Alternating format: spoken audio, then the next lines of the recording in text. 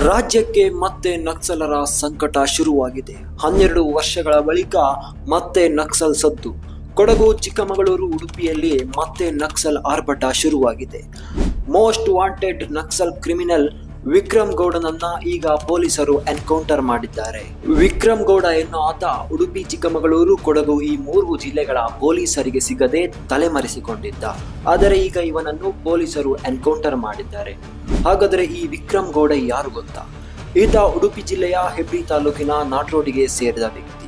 ಈಗ ವರ್ಷ 43 ಆಗಿತ್ತು. ಆದರೆ ತನ್ನ 20ನೇ ವಯಸ್ಸಿನಲ್ಲಿಯೇ ನಕ್ಸಲ್ ಚಟುವಟಿಕೆಯಲ್ಲಿ ಪಾಲ್ಗೊಂಡಿದ್ದ. ನೇತ್ರಾವತಿ ತಂಡದ ನಕ್ಸಲ್ ಆಪರೇಷನ್ಗಳನ್ನ ಲೀಡ್ ಮಾಡ್ತಾ ಇದ್ದ.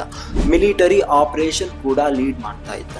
ಈತನ ವಿರುದ್ಧ ಬೇರೆ ಬೇರೆ ರಾಜ್ಯಗಳಲ್ಲಿ 50ಕ್ಕೂ ಅಧಿಕ ಕೇಸ್ಗಳು ದಾಖಲಾಗಿದ್ದವು. ಚಿಕ್ಕಮಗಳೂರಿನಲ್ಲಿ 13ಕ್ಕೂ ಅಧಿಕ ಕೇಸ್ಗಳು ಈತನ ವಿರುದ್ಧ ದಾಖಲಾಗಿವೆ. 2016ರಲ್ಲಿ ಈತ ಎಸ್ಕೇಪ್ ಆಗಿದ್ದ. ನಂತರ ಕಳೆದ ಮಾರ್ಚ್ನಲ್ಲಿ ದಕ್ಷಿಣ ಕನ್ನಡದಲ್ಲಿ 4 ಜನರು ಆಯುಧಗಳೊಂದಿಗೆ ಓಡಾಡುತ್ತಾ ಇದ್ರು ಅಂತ ಸುದ್ದಿಯಾಗಿತ್ತು.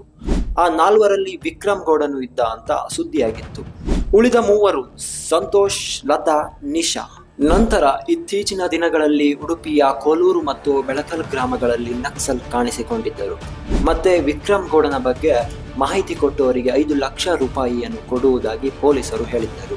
ನಂತರ ಈತ ಯಮಗುಂಡಿ ಎಂಬ ಗ್ರಾಮದ ಬಳಿ ಆಕ್ಟಿವ್ ಆಗಿದ್ದಾನೆ ಎಂಬ ಮಾಹಿತಿ ಪೊಲೀಸರಿಗೆ ಗೊತ್ತಾಗುತ್ತೆ. ಇದೇ ಕಾರಣಕ್ಕೆ ಆಂಟಿ ನಕ್ಸಲ್ ಫೋರ್ಸ್ ಈ ಭಾಗದಲ್ಲಿ ಶೋಧ ಕಾರ್ಯಾಚರಣೆ ಶುರು ಮಾಡಿತ್ತು. ಹುಡುಕಾಟದಲ್ಲಿ ಯಮಗುಂಡಿಯಲ್ಲಿ ಒಂದು ಬಂದೂಕು ಕೂಡ ಸಿಕ್ಕಿತ್ತು.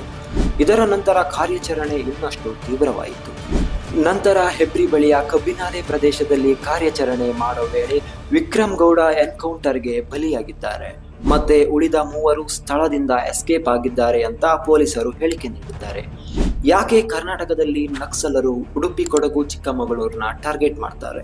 ಯಾಕಂತ ಹೇಳಿದ್ರೆ ಈ 3 ಜಿಲ್ಲೆಗಳಲ್ಲಿ ದೊಡ್ಡ ಬೆಟ್ಟಗುಡ್ಡಗಳು ಇರೋದ್ರಿಂದ ಕಣ್ಮರೆಯಾಗಿ ಓಡಾಡೋಕೆ ಆಗುತ್ತೆ ಅಂತ.